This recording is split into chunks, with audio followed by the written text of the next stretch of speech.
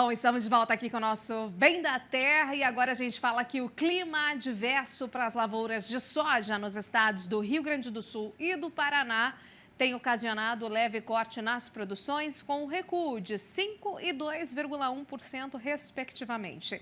Por outro lado, essa redução foi amenizada pelas expectativas mais positivas nos estados de São Paulo e Goiás, devido ao incremento de área e de produtividade.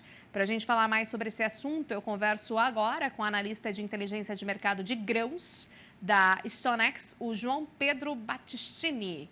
Oi, João, bom dia, bem-vindo novamente aqui ao nosso programa. Um feliz 2023 a você e a todos da Stonex, que sempre traz as informações e análises de mercado aqui para o nosso programa.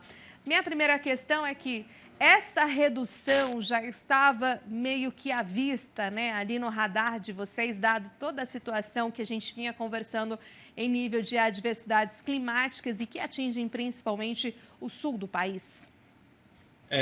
Bom dia, Renata. Primeiramente, feliz 2023, né? Obrigado pelo convite. É um prazer poder representar a Stonex aqui de novo. E era uma redução que já estava no nosso radar. Desde meados de novembro, que principalmente no Rio Grande do Sul, o clima tem sido adverso, né? Tem tido uma chuva abaixo do normal. No começo de dezembro foi assim. O impacto a gente observou primeiro na primeira safra de milho do Rio Grande do Sul, já que o ciclo é um pouquinho mais cedo que o da soja por lá. E a continuidade desse clima adverso na segunda metade de dezembro acabou afetando também a produtividade da soja. Então a gente já percebeu, né, alguns impactos, alguns problemas na safra, principalmente no Rio Grande do Sul, mas como você comentou, no Paraná a gente também observou esse impacto causado pelo clima adverso. Exatamente. Então agora a gente tem qual que é esse número total aí fechado da projeção de vocês e se mesmo assim ele tem, de certa forma, uma robustez, né? Porque continua aí com uma expectativa bastante positiva, principalmente em relação ao ciclo anterior, não? Isso. A produção total brasileira ela está estimada em 153,8 milhões de toneladas. É um pouco menos de 1% abaixo do que a gente estimava no começo de dezembro, mas ainda assim um número bem acima do colhido na safra 21-22, né? É um número quase 21% maior. Na última temporada, a gente colheu 127,2 milhões de toneladas. Foi uma temporada que a gente também foi afetado por um clima adverso, né, pelo Laninha. Então, tivemos uma produtividade bem abaixo do nosso potencial. Por enquanto, a gente observou, né, algumas adversidades, mas ainda assim, a gente espera um número bem robusto nessa produção acima de 150 milhões de toneladas.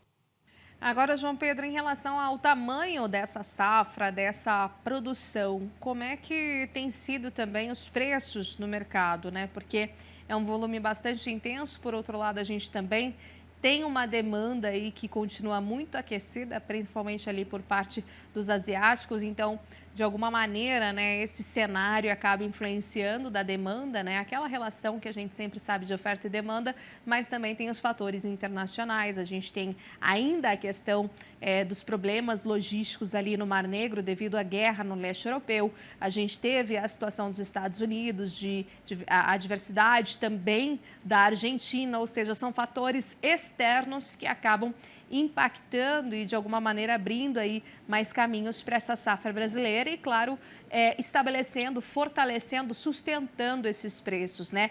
Qual que é o cenário que traz esses fundamentos, hein? Como você bem comentou, a soja, né, por ser uma commodity globalizada, então justamente que acaba impactando outros importantes players, tem um efeito direto, né, nos nossos preços. Então, já dos últimos anos, a gente observou alguns problemas de safra em importantes players. Estados Unidos, mais recentemente, mas em outros anos na Argentina, no próprio Brasil, foram fatores que acabaram prejudicando um pouco a oferta global, né, causando esse cenário de aperto. Mesmo com a pandemia, o consumo de soja, principalmente ali pela China, né, seguiu ainda assim fortalecido.